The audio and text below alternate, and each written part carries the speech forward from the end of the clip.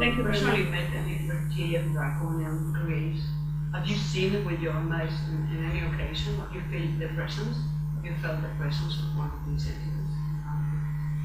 What I work with a lot is feeling energy, and it's like everything. The more you become sensitive to energy, the more you feel different vibrational fields in different situations, where when you're desensitized from that, which most people are because that's what they're manipulated to be, then everything becomes basically one energy field in effect. And sometimes if it's extreme kind of negativity, you might go into a house where, like an old house where there's been a lot of really horrible things going on, which has impacted upon the energy field, and you go into the house or whatever and you go, oh God, I don't like it in here, it's horrible. What do we say?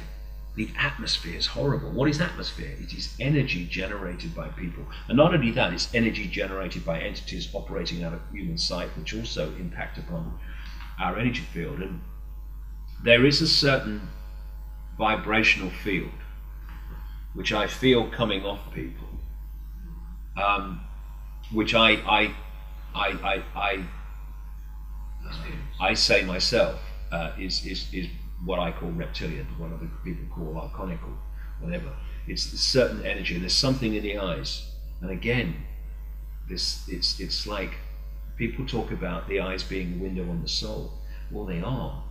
They are, in the sense that the eyes take you through into another level of someone, and through the eyes you can see what they are in so many ways. And as with the dead eyes that I talk about, which I think are biological robots, so with the reptilians, it's an atmosphere, it's an energy, because you know you can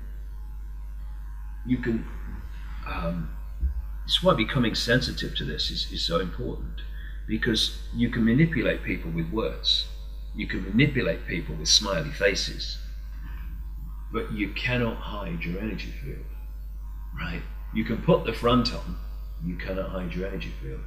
And one of the things that I've noticed, again with the eyes, is when I look at these people, which I would say are absolutely reptilian, people like Tony Blair and Hillary Clinton and others that of the same kind of ilk. What do you call it? Gordon Brown, yeah, what do you call it? Barack Obama.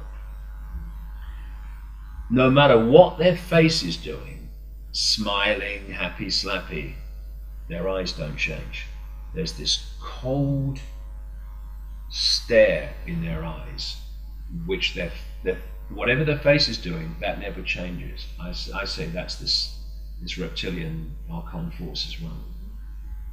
What do you think about this idea that people are believing more and more about that in a couple of years, 2012 or 2014, the Earth is going to split into the new Earth are going to stay people who are going to have a certain type of vibration, and on the old Earth are going to stay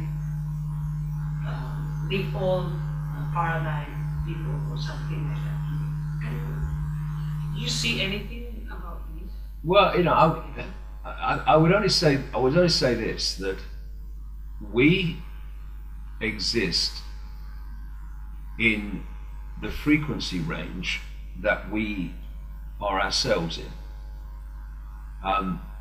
Thus,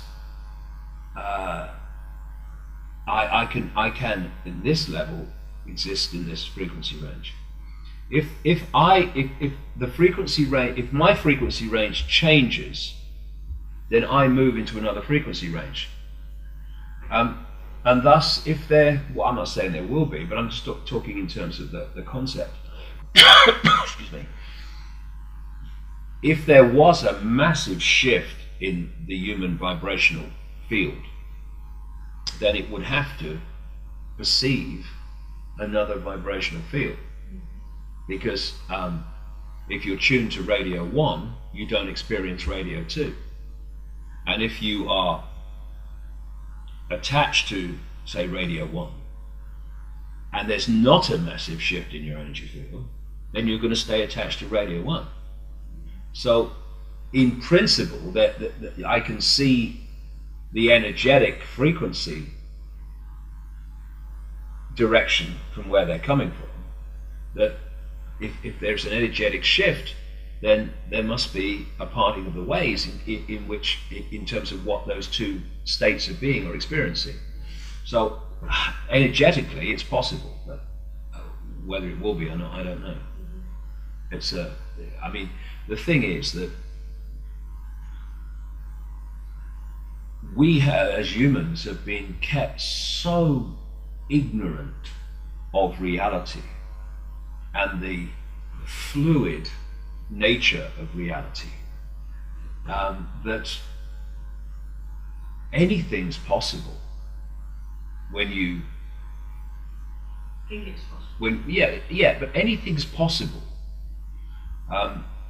Whether it will happen or not is another thing, but anything's possible once you realize how fluid reality is and how your perception becomes your reality and all that stuff.